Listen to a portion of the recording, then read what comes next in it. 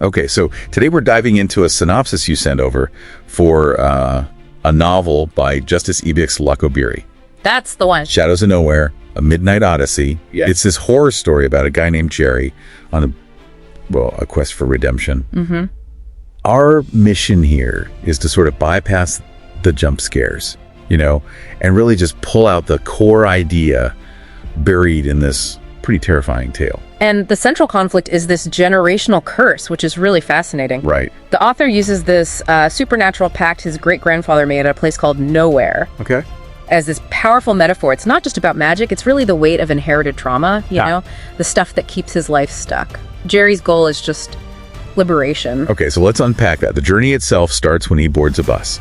It's headed to this village, Kramatorsk. Right, where Nowhere is supposed to be. Exactly.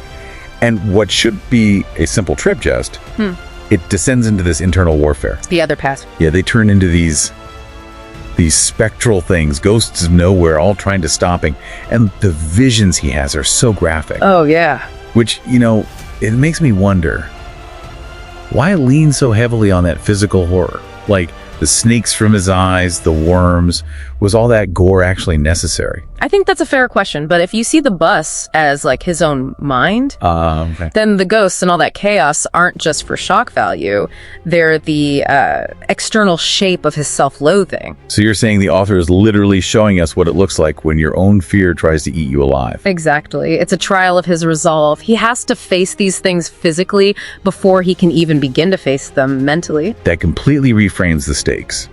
Because in the middle of all that despair, he gets this clue. The whispered prophecy. Yes. A prophecy that his courage, and only his courage, can defeat the shadows. And that's the pivot, isn't it? It absolutely is. The battleground just completely shifts from what's outside to what's inside his own head. And that raises the big question.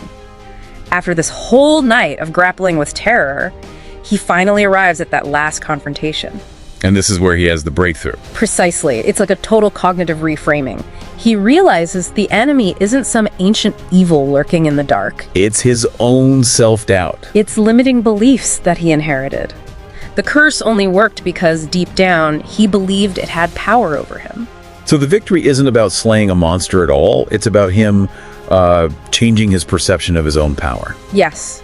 He breaks the curse by embracing what the book calls the light within. Which is really just self-efficacy, right? Believing you can actually shape your own destiny. He finds redemption at dawn, realizing the power was inside him the whole time. So if we connect that back, the entire awful Odyssey, the bus, the ghosts, all of it, was just to force that one single realization. That one monumental realization. He was already free. He just had to stop believing in the curse. So what does this all mean for us then? This whole terrifying story is, in the end, sort of a concise guide to resilience. Jerry's big victory over a generational curse was really just a victory over his own inherited fears. And what's so fascinating is how often we see that.